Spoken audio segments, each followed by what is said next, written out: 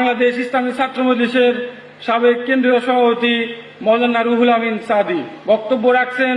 মৌলানা রুহুল আমিন সাদি।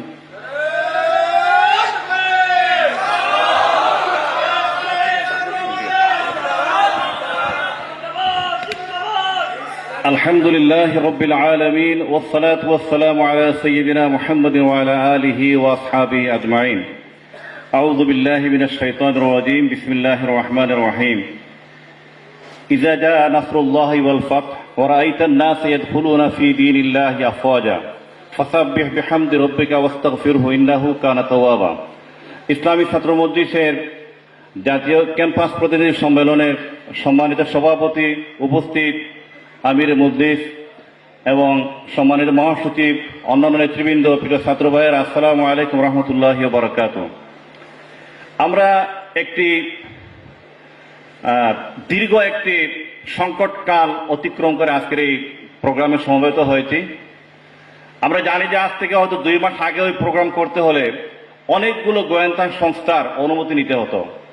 অনেকে এখানে আসতে পারতেন না, রাস্তায় রাস্তায় বাধা দেওয়া হতো এবং টুপি দাড়িওয়ালা মানুষ এখানে প্রশ্নবিদ্ধ হয়ে রাস্তায় রাস্তায় ঘুরতে হতো। রাস্তায় কোনো আলিমকে পেলে গাড়ি থামিয়ে অন্যদেরকে নামানো হতো না, কোনো আলিম দাড়ি টুপিওয়ালা মানুষকে নামিয়ে চেক করা হতো এবং বইয়ের তার ব্যাগের মধ্যে যদি ইসলামী বই পাওয়া যায় তাকে জঙ্গি ট্রেক দিয়ে তাকে গ্রেফতার করা হতো। আল্লাহ রাব্বুল আলামিন সেই সময়কে কাটিয়ে দিয়েছেন। আল্লাহ রাব্বুল নসরত এসেছে। আমরা একটি মধ্যবর্তী সময় উপনীত হয়েছি এবং এই সময়ে প্রচুর মানুষ দিনের দিকে আসবে।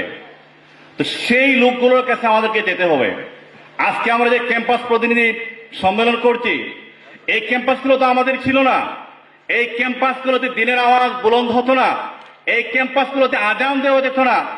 এই ক্যাম্পাসে ঢাকা বিশ্ববিদ্যালয়ের মতো জায়গায় যেখানে মুসলমানদের টাকা পরিচালিত হয়েছে, সেই ঢাকা বিশ্ববিদ্যালয়ে রমজান মাসে মুসলিম রোজাদার ছাত্রদেরকে ছাত্রলীগের গুন্ডারা আহত করে রক্তাক্ত করেছে। এই ঢাকা বিশ্ববিদ্যালয়ে বলা হয়েছে এখানে ইসলামিক কোনো ব্র্যান্ডিং করা যাবে না।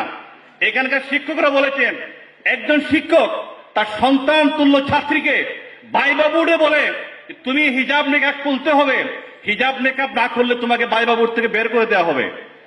বের করে দেওয়া হয়েছে। এই শিক্ষকদেরকে আমরা চাই, এরা জাতীয় কুলাঙ্গার। এই শিক্ষকদের বহিষ্কারের দাবি করছি। আজকে এরা এখনো বিভিন্ন জায়গায় আছে। আমাদের এই পাশে হচ্ছে শিল্পকলা একাডেমি। শিল্পকলা একাডেমির ডিজি স্যার বললেন যে আমি জিজ্ঞাসা করতে চাই জামাত ইসলামীকে এনে যে এই যুগে কেন বোরকা পড়তে হবে, আর তোমার কাছে কেন বলবো আমরা বোরকা পড়তে হবে কি হবে না? তুই বলার কে? এই দেশ কি তোমার বাবার এই দেশ? এই দেশ সকলের মুসলমানদের।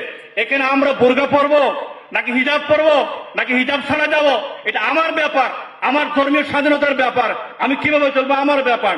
তোর কাছে বলার কি আছে? তুই বলার কে? প্রিয় ভাইরা, আজকে বিভিন্ন জায়গায় যারা এই সমস্ত কাজ করে এদের বিরুদ্ধে সোচ্চার হতে হবে। আমাদের প্রত্যেকটা ক্যাম্পাসে গিয়ে আজকে দিনের দাওয়াত পালন করতে হবে। যারা বিদ্যুৎ বাধা দিয়ে আসবে ঐক্যবদ্ধভাবে তৌহিদি জনতা রুখে দাঁড়াবে ইনশাআল্লাহ। আপনাদের সবাইকে ধন্যবাদ। আসসালামু আলাইকুম।